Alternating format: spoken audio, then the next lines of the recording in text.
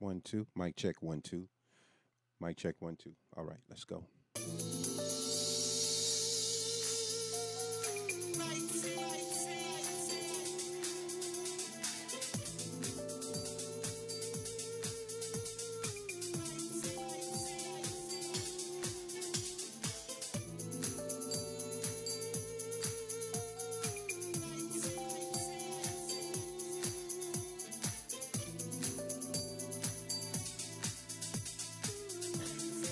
All right, all right. Thank everybody for tuning in. This is Jamil Salib Zamir out of Manning, South Carolina. Sincerely thanking everybody on Facebook that will tune in. Thank everybody on YouTube that will tune in. And also, we're going to record this session so that we can upload it to Linked and maybe a part of it to Instagram. I don't know.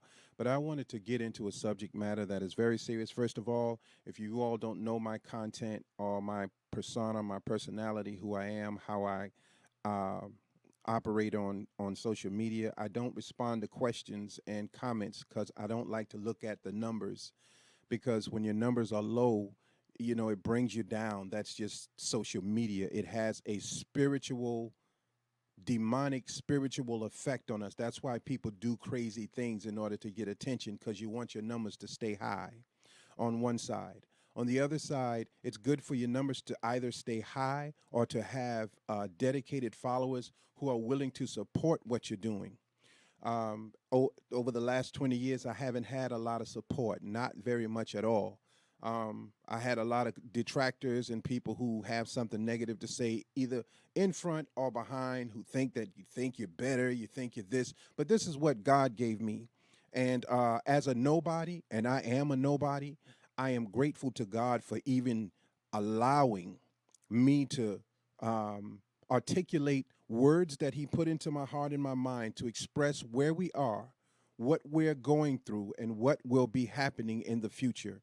Foresight. So, first of all, for our children, always, y'all know how I do, by God's permission, I want to say a prayer to the young and to the old. And it's not your traditional prayer with and all of that other stuff. It's just words asking God for mercy on our children and on the minds of our children, that they will realize that they have been poisoned physically and spiritually and mentally, and that every action that they act or react to is encouraged by the chemicals put into the body, encouraged by the music, encouraged by the spirit of the moment. And our children are being attacked from every side. The scripture says we war not against flesh and blood, and we're not warring at this time against flesh and blood. And as it says in the scripture as well, we all think that we are under Satan's punishment. But Satan punishes and then God punishes. Satan tries and then God tries. We are in God's trials in 2020. God's trials are not like Satan trials. Satan trials are an instigating spirit that attacks the ego, that attacks the desire of the heart. Satan's trials for Jesus was when he was in the mount and Satan was trying to get him to do all of these things and tell him, if you do this, you'll be close to me and you can get all of these things. But when Jesus rejected Satan's advances, all he had to say was, "Get thee behind me, Satan." And then the scripture states very clearly, Satan left him for a time. God's trials are different. God's trials for Jesus was that he had to be crucified. That's why he was up on the mount, because he didn't want to be crucified for the people.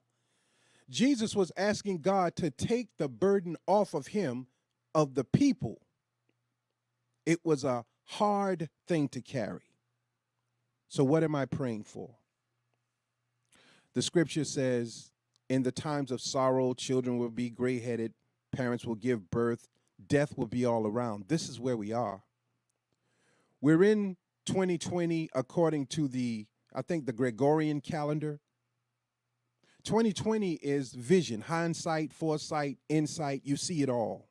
Unfortunately, our children are not seeing the future.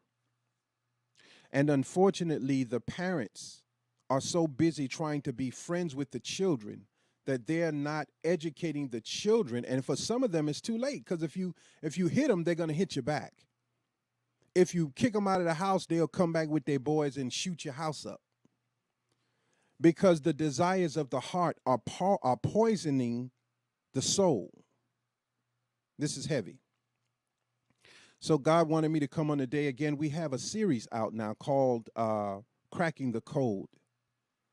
And the title of this is The Beginning of Sorrows. I'm going to take my time with it. And I pray that you all pray for me. I'm still in prayer right now. We're praying for the young. So what I wanted to bring to you today is something that God put on my heart heavy. I want you to understand how you are being experimented on. I want you to understand how no one cares about you. All youth in particular, but black youth in all youth in general, but blacks in particular. I want you to understand the system that we are under. And to understand, by God's permission, without emotional connection, that no matter how much we tear down, Satan has an advantage point in it. I'm going to say it. Anytime someone wants a particular area of a county or state or city or country, they literally they fund a war, and they fund both sides of the war. The streets have the Dracos now, the AKs, the ARs, the SKs. The military has it. The police have it as well. The clash will cause destruction of everything. And when everything is destroyed, just like as in Detroit, our mercy, we were allowed to see Detroit, certain parts of it, fall apart. The drugs came in, the violence came in, the decent people left, the violence continued, the drugs continued until everybody was dead. The police stopped coming to calls in certain areas in Detroit, in Chicago, in New York, for their own safety. Once you call 911 and no one answers, you have to fend for yourself. Our children are so messed up in the head that they have been trained to hate each other through the music, because when you take the drugs now, whatever thoughts you're having in your mind is what is perpetuated in your actions. I hope we understand that. As a man thinketh. Scientists are in the laboratory studying us, learning our behavior patterns, that they can put the right drugs together that will perpetuate our emotional state and create an action and a reaction. This is where we are. This is heavy stuff. You're not going to get it anywhere else. So I'm praying for the young. And I wanted to share some declassified information with you. How mind-altering drugs and years of experiments have destroyed us from the inside out, not to mention 400 years of slavery from 1555 to, I think, 1655, physical chattel slavery. It's no coincidence that you and I are willing to praise the weed man, but plot to kill the person like myself. Praise the person playing the loud music, but hate a person like myself. It's not a coincidence. This is satanic control. All the while we're thinking that we are in control. You're not in control.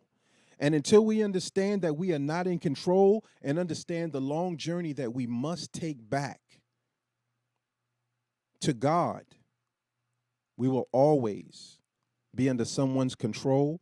This Black Lives Matter movement and every single march and rally that has been held has been controlled. The violence has been controlled and the peace has been controlled, because you are under a scientific satanic system that knows how to be the puppet master to your, be the puppeteer to your puppet. In Chicago on yesterday, the day before yesterday, 3 young boys asked a man, he was 6'5". They were in a store. They asked him how tall he was. I would imagine they made some jokes about him being tall and doofy or whatever. But he followed them out of the store into the alley, killed 2 of them, shot the other one, but he got away. In South Carolina, constant killing, constant murders, constant plots to shoot up homes. It's becoming the normal. So I pray for our children. Long prayer, I know.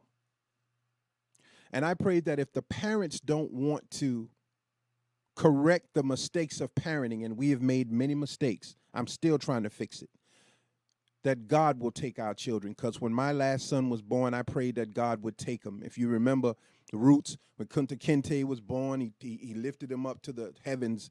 God, take him, because I don't know what to do. So I want to share some of the information from the Freedom of Information Act. This information is logged. Government information that is for the public now. It's freedom of information. I want to play a clip for you. For those of you on Facebook, I'm going to upload the video, but you will be able to listen to the audio, I think. So I want to play this first.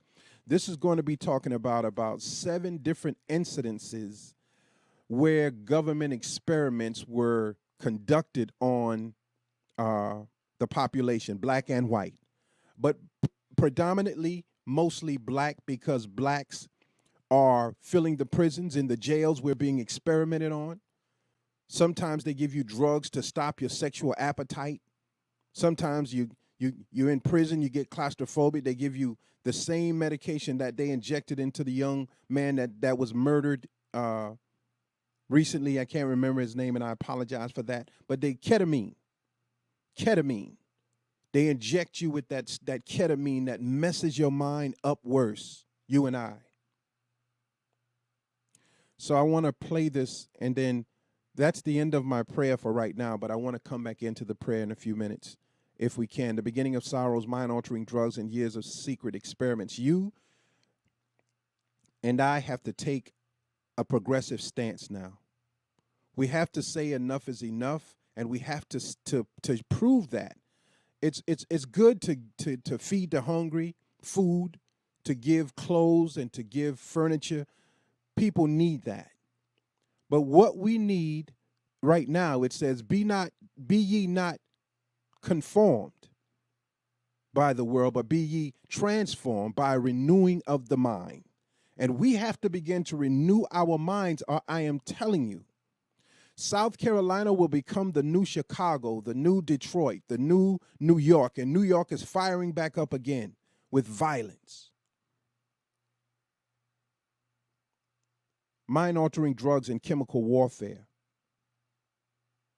The first thing to do in a situation when you're at war is to make the young think that they're invincible. Listen to what I'm saying.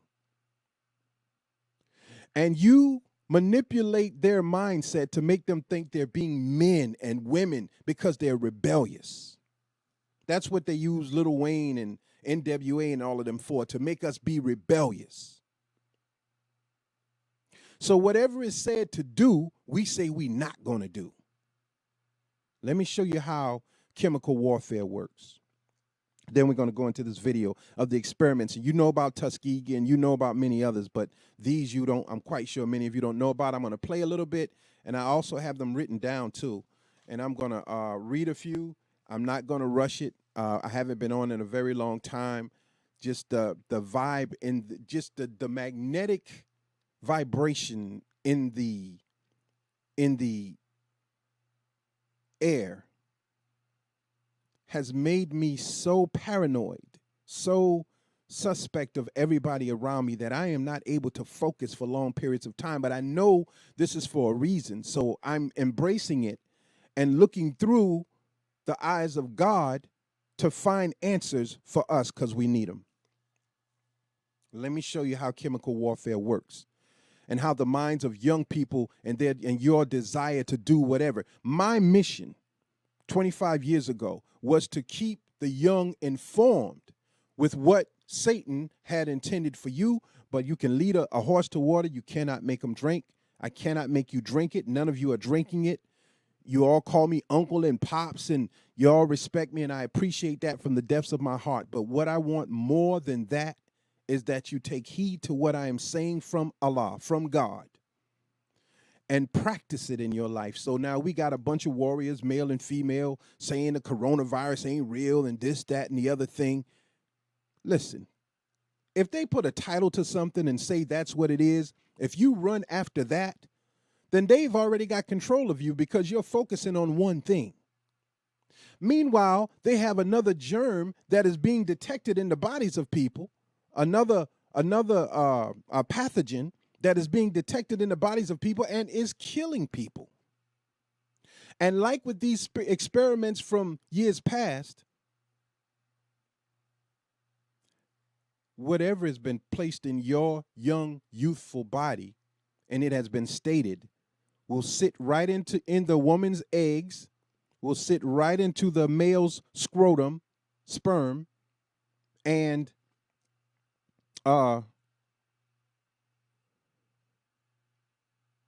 years down the line, we will begin to give birth to mutants, mental, self-centered savages. It's happening right now. Along with that, the young are already thinking about death and killing and murdering their own people. So you, the father, are raising these children in that type of mindset. Not fight your own demons, not fight your own devils, not fight for a better community, a better life, a better home, a better spirit, a better mindset. Just kill those people who are opposite of you. You call them the ops. Now, I have no affiliations with any gangs. I know people in gangs, and I love them. I know the good side of them. They're good people, but I don't like the activity at all.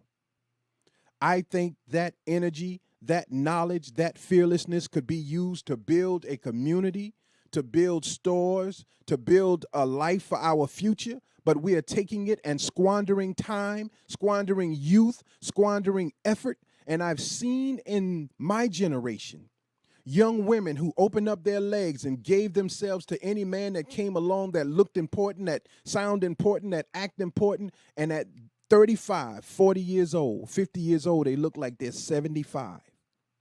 Squandered time. Beautiful women, beautiful minds, but they squandered time. So I want to go into this real quickly. Mind-altering drugs and the years of secret experiments.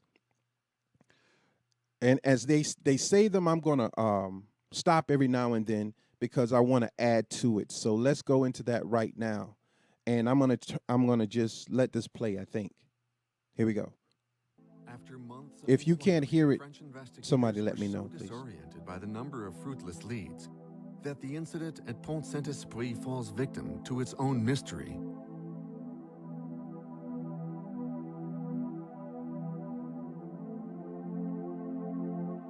During this time, the experiments continued in the United States, and they reached a level never seen before in any country, including the Soviet bloc.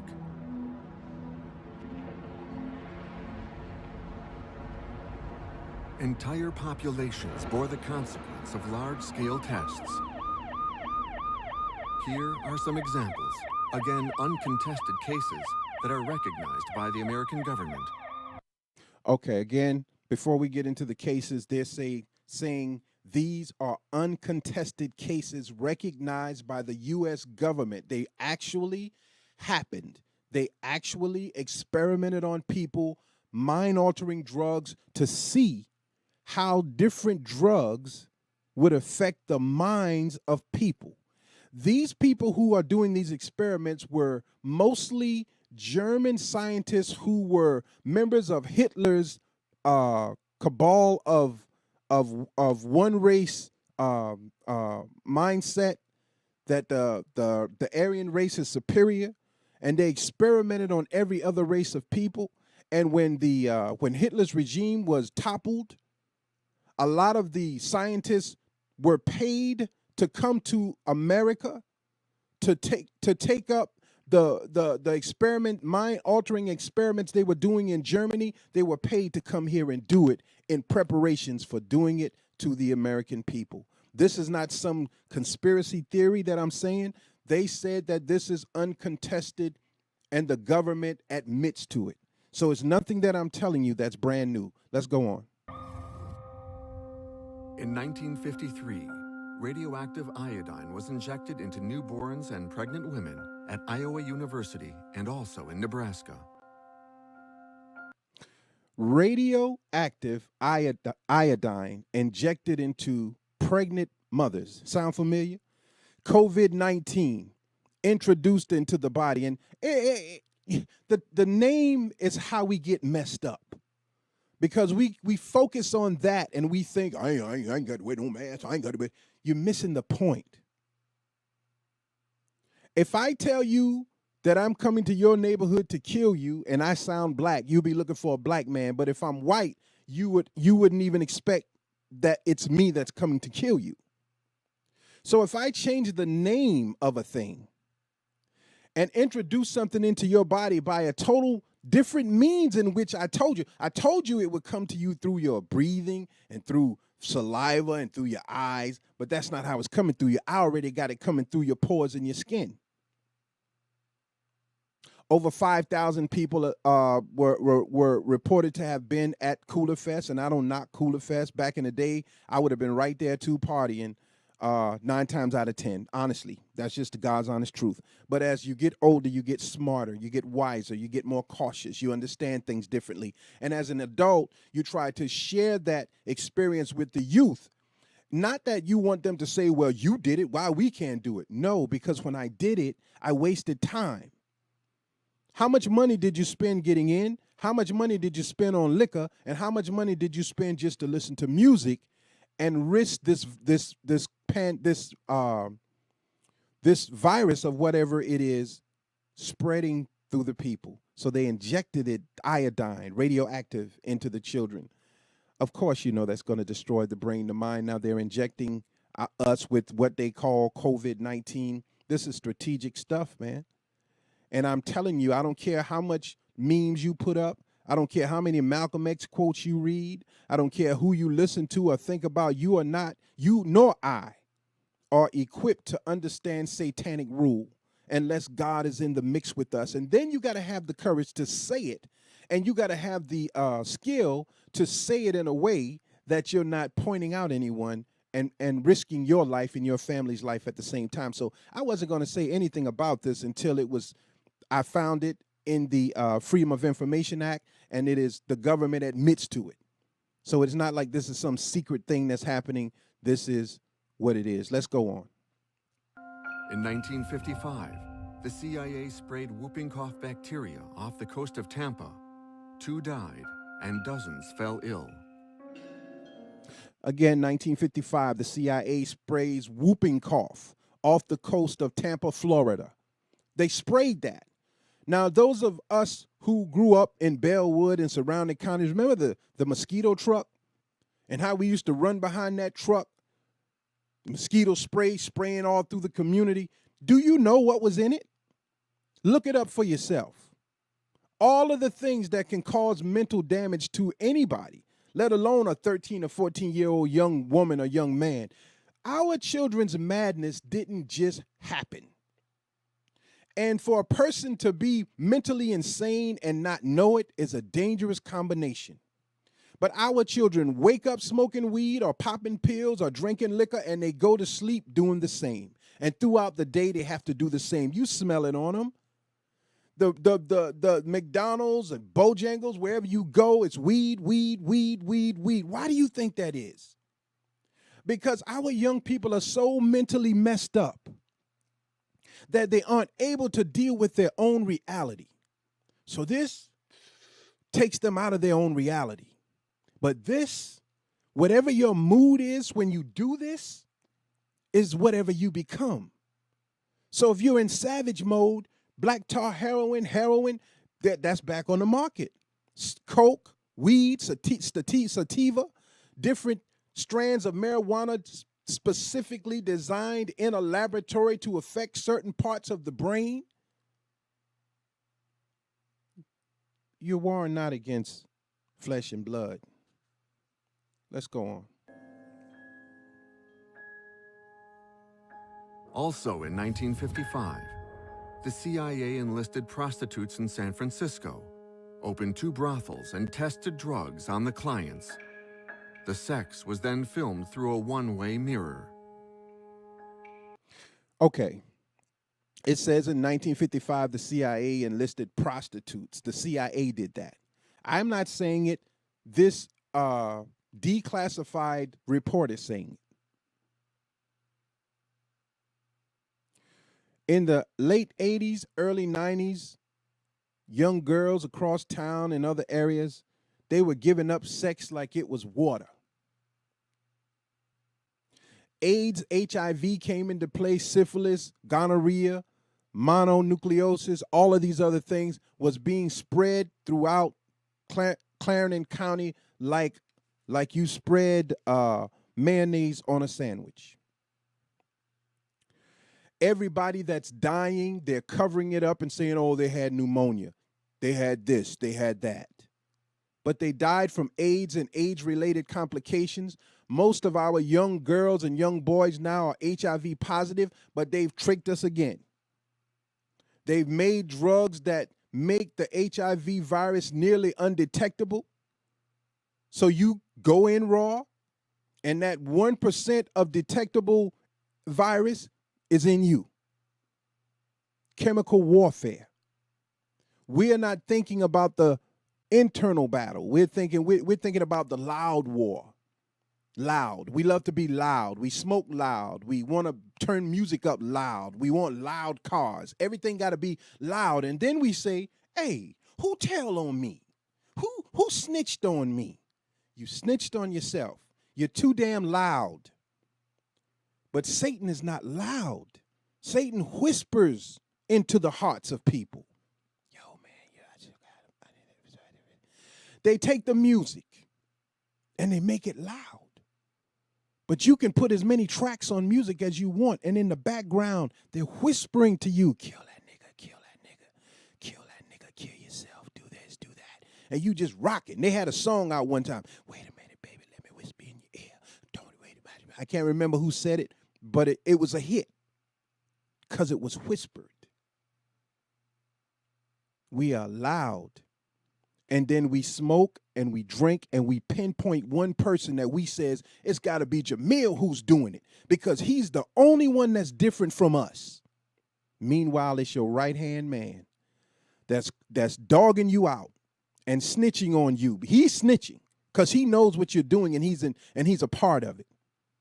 But this is the experimentation that we're going through. Let's move on. In 1956, the Army released millions of mosquitoes carrying yellow fever and dengue on the towns of Savannah and Avon.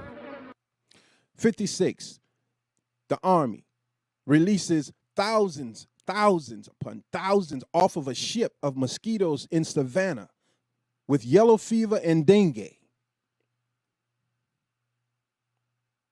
to infect the people, to test to see how the people would react. I'll write this down. Before I go, I want to mention it. Let's move on. There were several deaths and hundreds of people infected. In 1960, in Cincinnati, the Army financed a radiation program on 90 destitute or ill inhabitants of the city's university hospital.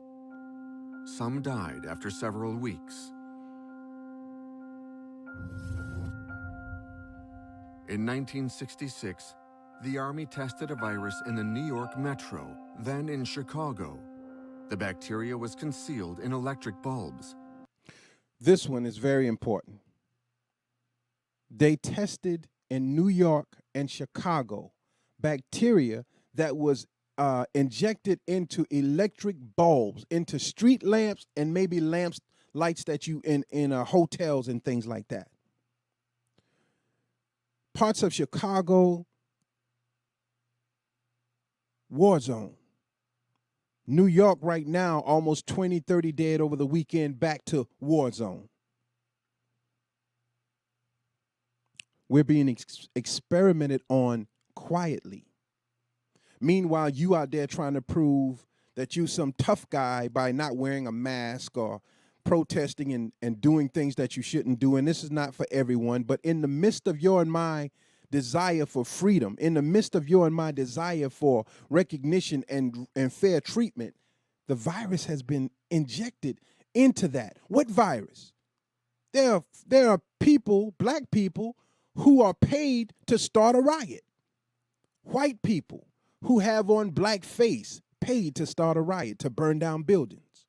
White people who are shooting and starting the shooting and backing away, throwing the bricks, planting the bricks. Black people doing the same. That's a virus. Because you have an intent of doing one thing and something with an opposite intent comes in and disrupts your intention. We can't allow viruses in our minds, in our hearts, in our spirit, in our body, in our homes, in our community. The minute we recognize the virus, we must eliminate it. I'm not saying kill it, but we got to eliminate it. And what is happening is that Satan has made viruses so damn attractive that we can't do without the virus. Drill music is a virus.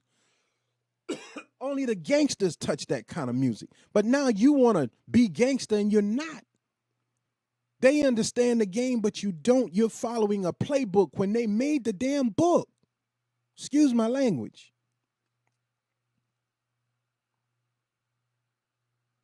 You allow anything outside of how you desire to have things, it's a virus. There has to be, Jesus came to prevent the world from going to hell, but the world saw Jesus as a virus because he was opposite of what they wanted, opposite of what they desired. Let's go on. The aim was to study the spread of chemical agents on a large scale. For these experiments, the Army or the CIA funded laboratories in the most prestigious universities: Yale, Stanford, Harvard, or Columbia. They all took part. Glorified by the idea of working for the nation's defense, the researchers went crazy. Doctor. Okay, I'm going to stop right there for a minute. I want to find another part where they were experimenting on a black man in jail. Johnson & Johnson was trying out new chemicals, and they were experimenting. But while I'm looking for that, I want to say this. In Chicago, I mentioned this film on several occasions. It's a documentary called Pruitt-Igoe. And Pruitt-Igoe was a housing project that was they made a promise that this project was going to be the epicenter of new beginnings in Chicago. It's been torn down now. But it started out with white folks living in it, and then white and black folks living in it, and then the white folks moved out. They didn't want to be by the black folks. And then the black folks turned it into a ghetto. Not just because they were black. All people don't want to do wrong because they're black or whatever. That's just stereotypical BS. But whatever our inclinations are, wherever we lean the most, there is always a drug to tip us over to that side. So again, the military came in and they set up these gas releasing mechanisms on the top of each tier of each building in Pruitt-Igoe. And they were releasing chemicals to see what those chemicals would do to the occupants of the project. Drove them mad. Killing, murder, anything you name, guns, violence, you name it, it was happening. There is a Jewish female lawyer who is still fighting the case of Pruitt-Igoe for the people who are left, that they were driven insane by the chemicals that were being released as they were experimented on. In the jails, our children are being experimented on. Through the music, they are being experimented on. Through the clothing, through the the food, through the drugs. We're being experimented on. And you can't bring them back from that with prayer. You can't bring them back from that with church or mosque. They're already insane in their body's desire to have something to take that away from them. I know it for a fact. We're 32 minutes in. I'm not going to be much longer. I wanted to find the gentleman that they were experimenting on in the prison, if I could. And I want to play that, and then I'm going to close. Let me see if this is it. Just give me a minute. Yeah, this is it. I want to play this for you real quickly. Hornbloom found former inmates like Youssef.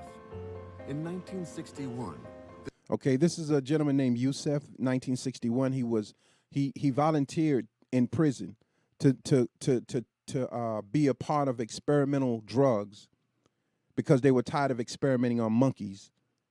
And he's telling a little bit of what they did to him. I want you to hear this real quickly. We're 33 minutes in. This man was imprisoned for selling marijuana. He was poor, with limited education.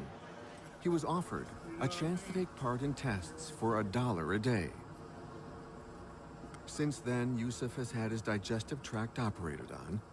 He has liver and skin problems and can no longer work. His first test was for a bath foam from the company Johnson & Johnson. No, she's locked up. She says, Pop, where are you? They took tape and they stuck it on your back and pulled it off, stuck it on and pulled it off until the first layer of skin came off your back.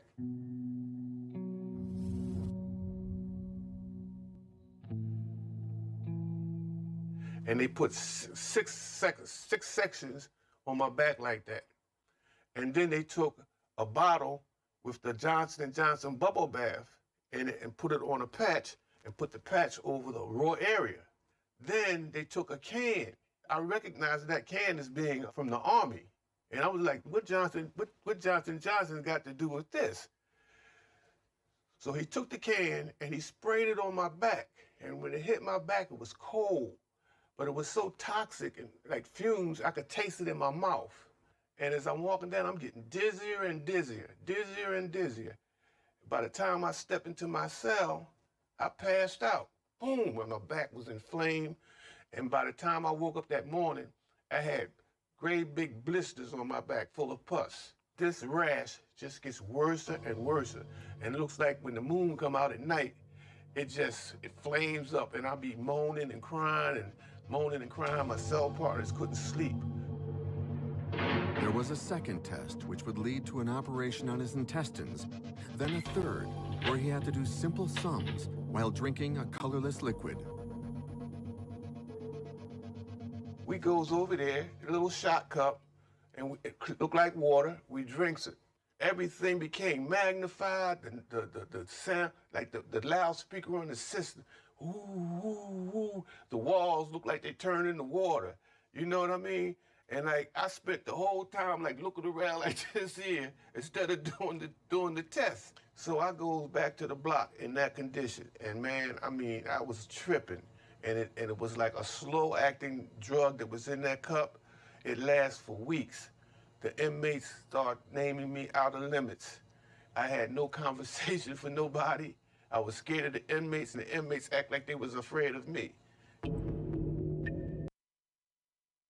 Okay, I want to stop it right there because I explained to you when I started, before I started the commentary, that I was in that state of panic, in that state of paranoia for almost 6 months. And everything is magnified to me. Everything, music, talking, I can literally hear just about anything. Anything. I can feel when the vibration of trouble. I can feel the vibration of people. I can feel things more sensitive than I ever did in my life. And it's very nerve-wracking, and it causes paranoia. You don't want to hear people talk because what they're saying and what they mean is two different things. I'm going through that right now. My point being, from the food we eat to the water, whether it's city water or well water, it can be poisoned at any time. Look at the movie The Crazies and look at the movie Impulse. One was poison in the milk, the other was poison in the corn. They tell the story. But if you look into the eyes of our young people, the only thing that motivates them is desire. Desire is fueling their will, and their desire right now, unfortunately, is to prove that they're men, they're women. I've never seen so many black people buying guns in my life, which is a good thing. But the bad thing is that we're buying the guns with the intent of using them on each other, and that's why they're being sold to us. Because we still have the internal fear of our former slave masters in us. And we would more easily shoot up our own people's homes, kill another person of our same origin or color than we would to protect our community from a vandal or a racist supremacist. We would rather kill each other. So we don't train to do anything but kill each other. We're almost masters at it. You can sit at someone's house all night long waiting to kill them the next day, just to say you did it.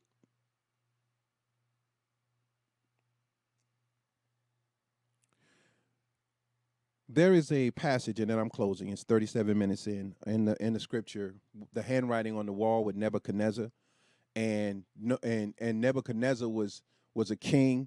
He was powerful, and as he was having a party, and I'm paraphrasing, he saw a hand literally come out of nowhere and started writing something on the wall.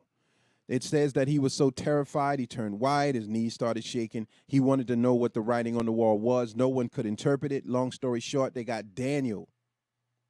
And Daniel came and explained to Nebuchadnezzar, your father was blessed with a lot. And your father became arrogant and egotistical and did not give mercy to the people and did not give praises to the God who put him in the place that he's in. Daniel told Nebuchadnezzar, you have done the same thing that your father did by disrespecting your prosperity and by disrespecting the fact that God allowed you another opportunity to correct what your father didn't do. And because you didn't do that, God sent the handwriting on the wall. And the handwriting on the wall says, many, God has numbered the days of your reign and brought it to an end. Number one, this is for my people. Satan is not messing up your brain. God is messing up our brains today. God has numbered the days of our intent, our time here, and what we did with the time, and he is bringing that to an end. Why do you think we're killing each other?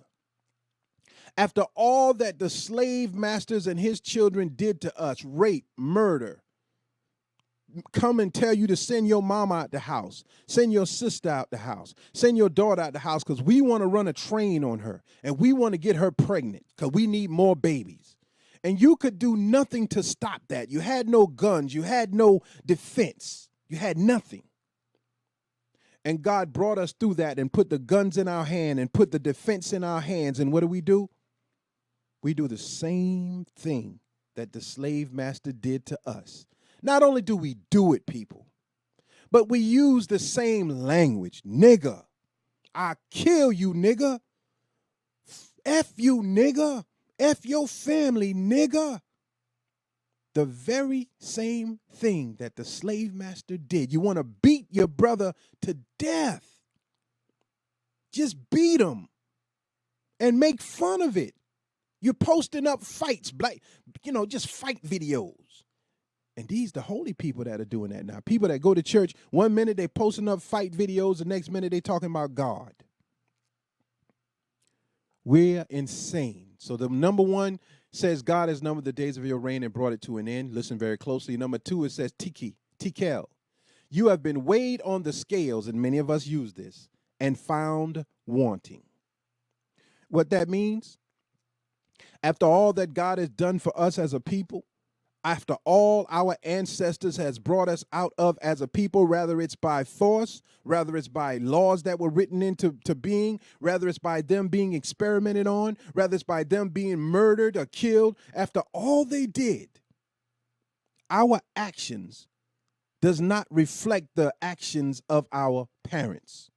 So we've been found disrespecting the elders. One young person told me, if the old people don't get with the program, then they're going to get eliminated. What program are you talking about? Burning down a city? Are you able to replace it? Do you have laws and rules in place? Do you even know who runs this country? You think America runs America? This is a corporation.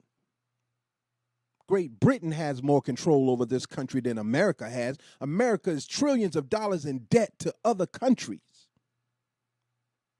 I love this place. This is my home. It's like I love my community. It's my home. It's where I look forward to coming home to, but not lately, because there are viruses here. And the viruses want to do what they want to do when they want to do it. And if you try to stop it, you become the enemy, even if you're right. So it says you have been weighed in the scales and found wanting. A community of black people that are at odds with each other after all we've been through. The beginning of sorrows, mind-altering drugs. We're almost done, 42 minutes in. So Tiku, the handwriting on the wall, Tiku. Many says, God has numbered the days of your reign and brought it to an end. It's done. That's what I'm trying to tell us as a people. We're done. If we don't start now to pivot and turn our angle to another angle and do different, we're done. Because once it gets so violent and everybody starts doing whatever they want to do, and these criminal elements, and by criminal elements, I mean crooked cops. I mean people who will do you dirty for no other reason but to do you dirty, but all of them aren't that way. I know some of them who have helped me, helped my wife, helped us in situations where we didn't know what to do. And them same cops have arrested me when I was a little boy. Not a little boy, but a youngin', just wilding out like you all do. I had guns drawn down on me. I had cops come to my house to take me to a holding cell. But I understood they were doing their job. Now, had it gone beyond that, where it was force and murder, that's something else. That's beyond. That's slave overseer activity. Okay. God has numbered the days of your reign and brought it to an end. You have been weighed in the scales and been found wanting. This is in the Bible, by the way. This is the handwriting on the wall. And the last thing that God wrote on the wall to Nebuchadnezzar, that Daniel interpreted as this: your kingdom is divided and given to the Medes and Persians. So we are divided. And finally, God says to Nebuchadnezzar, the book is closed. You got to die. Because let me tell you something about a virus. If you don't get it all the way out of your body, out of your community, out of your mind, it will come back. So Satan hides in the cracks and crevices of our desires in our minds, heart, and spirit, and he waits on the opportunity to come out and take advantage of the moment. When we're in our right minds, we can handle that by saying, oh, that's wrong, get thee behind me, Satan. But when we're drugged out, and we are drugged out, anytime a man comes on the internet to tell you what he's smoking and drinking and how drunk he is and how high he is, there's something wrong. Those are private moments. And then that same person will say, who's snitching? Who's snitching on me? We're too loud. God is closing the book on us, black people. And the thing that we love the most, the violence, the desires, or whatever we desire to do, God is going to give us that to drink. So when you see the violence of the police department, which has been going on forever, not all of them, and you want to protest that, it's hypocritical. What are you talking about, Johnny? See, you're against the movement. I'm going to put this out there for you. Breonna Taylor was murdered in her home by a no-knock warrant from the police department. Broke into the wrong home, right? Shot Breonna Taylor. Killed her. Murder, period. But then we stand in front of someone's home. Don't know nothing about addresses. All we did is just Google map it. Look like it's the right house. And we level out 100-round ARs and Dracos. We spray up people's homes and kill babies, kill daddies, kill mamas. And then it's the wrong house. Then you go back to the hood and brag about it. Yeah, we shot them niggas up. Wrong house. Well, wrong place, wrong time, nigga. That's the gay, baby. You tell me what is the difference between that and that? What is the difference between a Gestapo cop coming to terrorize the neighborhood and a gang coming to do the same thing? You tell me what the difference is. God don't see no difference because he put us in that situation. Our fathers and forefathers died from that brutality, and we turn right back around and do the same damn thing that this country was teaching us not to do, not to be. We want it, we desire it, and so God says, since you want it, I will give you your blood to drink. And not only will I do it, but I'm going to egg it on. Closing with this. When God sent Moses to Pharaoh, he said, Pharaoh will not listen to a thing you say. He's stiff-necked, hard-hearted. I want to kill him. He's dead. But I'm going to warn him first. So after every warning, Pharaoh said, okay, all right. I'm going to stop it. 5 minutes later, he right back to the same BS. This happened in our community right now. Stop, start, stop, start, stop, start. And the last one, when God killed all the males, thinking that this gotta do it, didn't do it. Now all of our males are dying. Either they're in prison, they're dead, they're insane, they're crippled, or they're on their way to death. They even sacrificing hip-hop artists for you and I to see that this is not the way to go, but we are not taking all of the mercy that God is showing. So the next move, and it's great that you all aren't afraid of death because death is coming. I am. I'm afraid of how I die. I pray that God gives me the strength to match tit for tat with anyone that wishes to take my life, and that if we go, both of us go. All of us go. But even that thought is scary to me because I value life. I value time. And we're not valuing life and time. The beginning of sorrows. I introduced you to some of the mind-altering experiments. They're experimenting on our children through the music. They're experimenting on our children through Nickelodeon, through all of these cartoon shows, through these reality shows. They're experimenting on your emotion with America's Got Talent, and So You Think You Can Dance. They find these certain people with these sob stories that keep you tuned in. They're controlling your mind. Because Master Farad Muhammad, peace be upon him, told the Honorable Elijah Muhammad that Satan will be in every home the minute the television gets into the home. So we're being controlled from every corner. Religion is controlling. You know that this book called Bible has been tampered with. You're not crazy. You'll sit up there and lie about this is the pure word. This ain't no pure word. It says right in the beginning of the book that the thing was diligently compared and revised, and that they put it back together as close as possible. But for any of you that know Hebrew and Aramaic, you know that it is the most difficult language to interpret because one word could mean 3 or 4 different things. Depending upon the mind of the person is what they put in the book. And this book was meant to enslave our people and enslave all people. I thank you for tuning in. I think I'm done. I give praises to Almighty God for giving me the strength to do it. I didn't want to do it. My nerves were so bad, but I know I had to do it. Every time I get on the air now, I'm thinking some sound, somebody's going to do something. I'm going to feel something that's just going to throw me out of the pocket. But God put a shield around me today, and I'm grateful because I feel as if, though, by his permission, everything that should have been said was said. So I thank you for tuning in.